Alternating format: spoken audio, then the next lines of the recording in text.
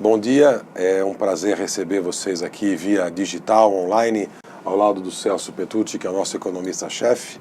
Meu nome é Flávio Amari, sou presidente do Secov. Estamos aqui para apresentar para vocês o nosso fechamento do primeiro semestre do mercado imobiliário na cidade e na região metropolitana de São Paulo. A gente faz isso geralmente pessoalmente, mas com a evolução da tecnologia é uma tentativa de fazer eu e o Celso mais uma vez no modo digital, e fica disponível também para quem não pode acompanhar ao vivo, também poder acompanhar depois os dados detalhados do mercado imobiliário e também interagir fazendo perguntas. Falarei alguns minutos para vocês, passo para o Celso fazer a apresentação detalhada daqui a pouco, uns 20 ou 25 minutos, depois a gente fica aberto para algum debate e algumas perguntas e respostas para quem estiver acompanhando, e quem não puder pode fazer o envio posteriormente ou durante o dia de hoje, e a gente faz esse atendimento também em algum outro horário, na impossibilidade de atender ou de algum jornalista não estar disponível agora.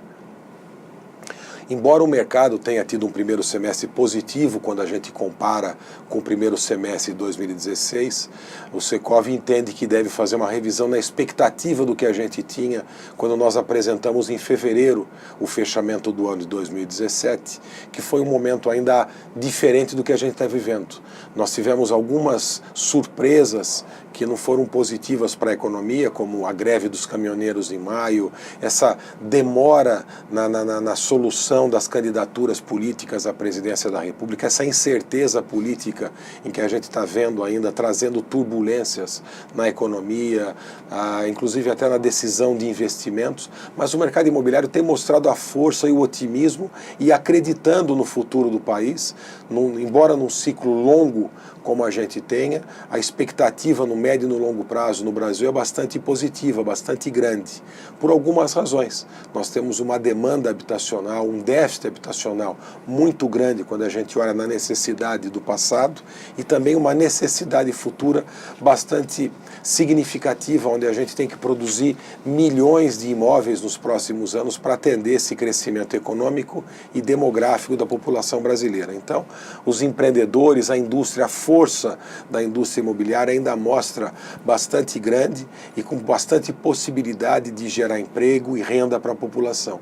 Os dados no primeiro semestre foram positivos, tanto de vendas quanto de lançamentos, mas talvez o segundo semestre não tenha tanta força quanto teve o segundo semestre do ano passado, onde foi concentrado 75% dos lançamentos foram concentrados no segundo semestre de 2017. Eu passo para o Celso agora fazer a apresentação detalhada, como eu disse, dos dados do fechamento do primeiro semestre, e ficamos à disposição depois da apresentação para interação, para responder e debater outros temas em outras perguntas que vocês possam nos fazer. Celso. Obrigado. Bom dia. Como sempre, a gente vai fazer uma apresentação, procurar ser o mais breve possível, passando rapidamente pela economia, como a gente sempre faz, falando um pouquinho de financiamento e das mudanças nas regras que tiveram agora de direcionamento de recursos da caderneta de poupança, e entrando nos dados específicos da cidade de São Paulo, né? Como o Flávio falou, quando nós fizemos no início do ano, em fevereiro, quando fizemos a nossa coletiva, a expectativa de crescimento para o país, ela girava em torno de 2,5%, né, de crescimento do PIB. Hoje essa expectativa aí dada pelo Boletim Focus já está em torno de 1%. A partir disso, a inflação ainda continua dentro da meta, né? A taxa Selic vem se mantendo num patamar bastante baixo, né, nos 6,5%, patamar histórico de baixa da taxa Selic, e com uma previsão mesmo para dezembro de 2009 de estar numa taxa Selic máxima de 8%. E a taxa de desocupação ainda insiste, né? Ela insiste em ficar em torno a reação do emprego garosa. Os índices de confiança, né, que são muito importantes para o mercado imobiliário, eles refletem rapidamente os acontecimentos do país. Eu até falava para o Flávio que a cada maio a gente tem uma surpresa aí, e tivemos a surpresa em maio da greve dos caminhoneiros. Isso se reflete nos índices, apesar que eles estão em níveis bons em relação aos índices do passado. E a geração de emprego não vem tão forte quanto nós esperávamos no começo do ano, né? No primeiro semestre desse ano geramos 400 mil empregos com carteira de trabalho assinada, empregos formais, e a construção civil conseguiu reverter aquela perda de empregos que vinha desde o ano de 2014, né? Ainda vagarosamente, mas já consegue ter aí 43 mil empregos positivos, né? Questão do financiamento imobiliário, né? O primeiro semestre de 18, nós tivemos um crescimento no financiamento imobiliário tanto da caderneta de poupança quanto do fundo de garantia, né? As unidades financiadas, desculpa, os valores financiados saíram de 20 para 25 bilhões, né, com recursos da caderneta de poupança, as unidades cresceram 20% e só a construção teve uma reação menor do que foram os indicadores, né, prédios novos planos empresários, mas mesmo assim cresceu 14,5% nesse primeiro semestre, o gráfico da esquerda, e o financiamento de imóveis novos e usados também teve um crescimento significativo nesse primeiro semestre, né?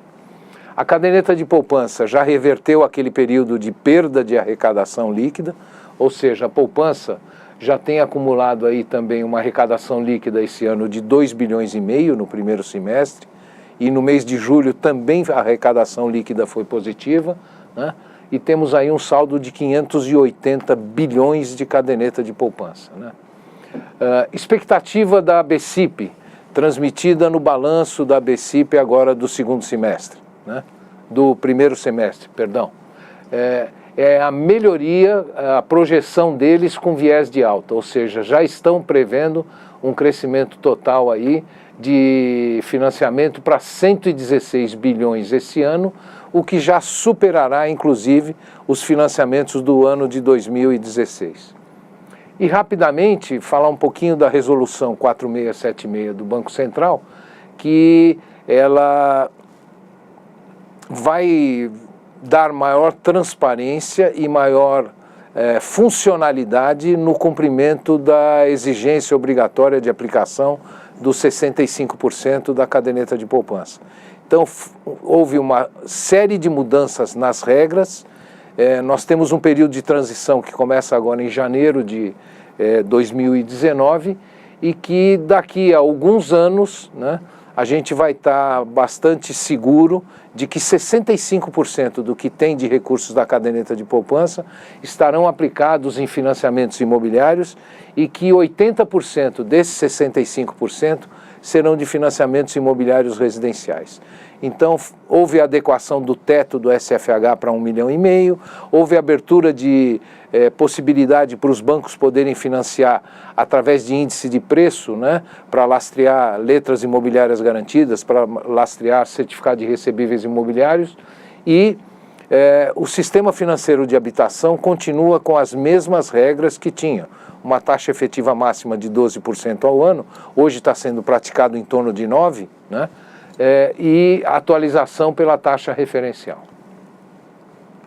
Então, falar um pouquinho do mercado da cidade de São Paulo, né? Tem aí um gráfico que mostra que de 2004 a 2017, nós fizemos aí uma média de lançamentos em torno de 10.700 unidades, quando olhamos aí os 14 anos, uma média de 10.700 unidades dentro do primeiro semestre. E aí eu vou reforçar o que o Flávio falou. Normalmente o segundo semestre carrega mais lançamentos e mais vendas, né? O ano passado, 75% dos lançamentos e 65% das vendas. Mesmo assim, esse ano nós tivemos um pequeno crescimento de lançamentos, 8.100 unidades aproximadamente, em relação ao ano passado, pouco mais, perto de 4%.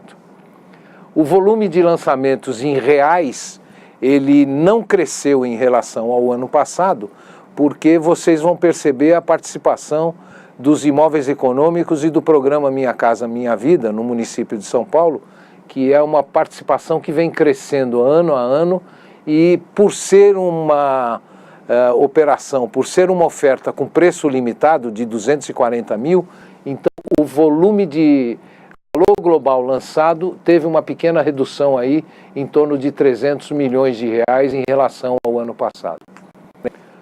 O que vem sendo lançado na cidade de São Paulo? 1 e 2 dormitórios, 84% da oferta. Apartamentos menores que 45 metros, 50% da oferta. E a faixa de preço de até 240 mil reais, com 40% da oferta, né? O preço médio do metro quadrado tem se mantido, ainda apresenta uma queda real, e aqui cabe uma explicação, né? Esse preço médio que a gente acompanha é um preço médio dos lançamentos do valor global lançado dividido pelos metros quadrados de área útil, né? E como o preço dos imóveis econômicos que estão ganhando participação no mercado imobiliário da cidade de São Paulo, eles vêm desde 2016, eles vêm no limite de 240 mil reais, esse preço de metro quadrado por área útil, ele se mantém aí em torno de R$ 8.500, apresentando uma queda na variação real do preço. Essa é uma outra leitura do preço médio de lançamento em relação ao INCC-DI. Só lembrando, o INCC-DI é a moeda que atualiza os contratos de incorporação, os contratos de venda e compra das incorporações imobiliárias. Aqui nós já passamos para ver como se comportaram as vendas no primeiro semestre, né? E, novamente, 14 anos de histórico de primeiros semestres, uma média de 12.400 unidades vendidas. Este ano já 12 mil unidades vendidas, um crescimento de 52% em número de unidades em relação ao primeiro semestre do ano passado. Em valores, um crescimento menor de 17%, em torno de 800 milhões, mais uma vez o efeito dos imóveis econômicos, né? A participação de tipologia, de área, de zona da cidade, de faixa de preço, com bastante aderência aos lançamentos que vêm sendo realizados, né? E aqui é muito interessante mostrar para vocês o seguinte: o ano passado, no primeiro semestre, 19% do que foi lançado era imóvel econômico, ali 1.510 unidades. Este ano, 35% do que foi lançado são imóveis econômicos, 2.802 unidades. Ou seja, nós tivemos um crescimento de lançamentos de 7.700 unidades para 8.000 unidades, mas grande parte desse crescimento veio dos imóveis econômicos aderentes ao programa Minha Casa Minha Vida. E mais uma vez, aí eu vou lembrar o que o Flávio acabou de falar, a questão de déficit habitacional e a questão, vamos dizer, da colocação desse tipo de produto. Eu diria para vocês, né, uma expressão econômica, que a demanda por produtos do Minha Casa Minha Vida, ela é quase inelástica, porque nós temos dentro da população, dentro das necessidades habitacionais, dentro da demanda habitacional que nós temos, a grande base da pirâmide que pode acessar o primeiro imóvel está dentro do programa Minha Casa Minha Vida.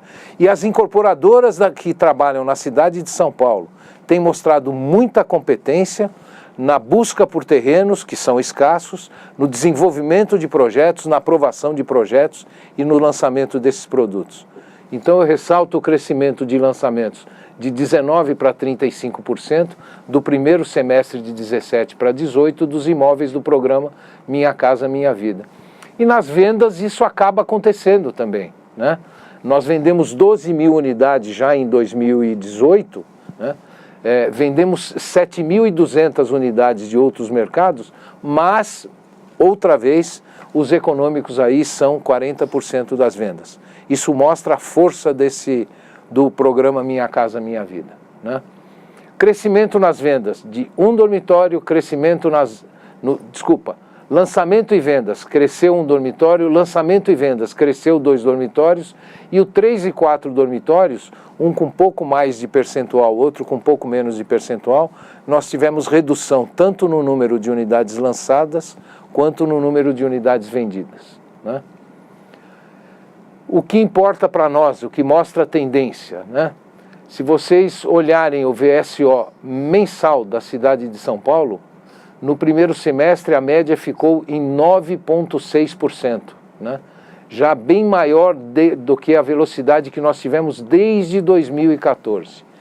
E quando a gente olha o anual, e eu vou traduzir para vocês esse VSO anual, 50,4%. Nós estamos praticamente, Flávio, no mesmo índice de 2014. Representa dizer o seguinte, que dos lançamentos realizados nos últimos 12 meses, em torno de 31 mil unidades na cidade de São Paulo, mais de 50% na média está comercializado, ou seja, mostra a aderência dos produtos não só do segmento econômico, mas do empresariado que teve confiança no mercado, confiança na política, confiança na economia e colocou sua mercadoria de médio e de alto padrão no mercado, né? Mais uma vez confirmando, nos últimos 12 meses nós lançamos aí já perto de 32 mil unidades e vendemos perto de 27 mil unidades, né? Isso mostra que nós estamos muito perto da média do mercado desde 2004, né? A gente espera que continue assim no segundo semestre, né? A questão dos distratos, né? A questão dos distratos, ela, conforme vai passando o tempo, conforme foram entregues aqueles empreendimentos mais antigos, que eram mais afetados pelo atraso de obra ou até somente pela crise econômica que foi acentuada, pela mudança de política de risco dos bancos, né? Como isso vai ficando para trás, os empreendimentos que foram erguidos em 12, 13, 14, né? Os índices de distratos vêm caindo, mas ainda está num número que nós consideramos fora de propósito. Ou seja, a cada 10 vendas realizadas nos últimos 12 meses, nós estamos perdendo uma venda, né? A solução para isso, depois se houver espaço, eu acho que até o Flávio podia falar um pouco sobre essa questão dos distratos, né? A oferta vem caindo, né? Atingimos o pico de imóveis não vendidos na cidade de São Paulo em maio de 2015, 28 mil unidades aproximadamente. Hoje, em 30 de junho, esse número era 17.558 unidades, e isso eu olhando os empreendimentos que foram lançados nos últimos 36 meses. Aí tem gente que argumenta assim, puxa vida, mas tem empreendimentos que foram lançados há mais, até 4 anos, e que pode ter ainda unidades não vendidas. Então a gente vem acompanhando isso a miúde, e se eu olhar a oferta nos últimos 48 meses, está aí no canto baixo do slide, né? Nós vamos ter aí 23 mil unidades não comercializadas. E sempre a gente fala, vamos dizer, a expressão que a gente usa. Esta oferta final, ou de 17.500 ou de 22.900, não nos preocupa, porque eu acabei de mostrar para vocês, mas faço questão de voltar, que nos últimos 12 meses nós vendemos 27.700 unidades. Ou seja, é uma oferta não vendida muito tranquila aqui no mercado imobiliário da cidade de São Paulo. E por fase de obra a gente percebe uma mudança, né? Em junho do ano passado,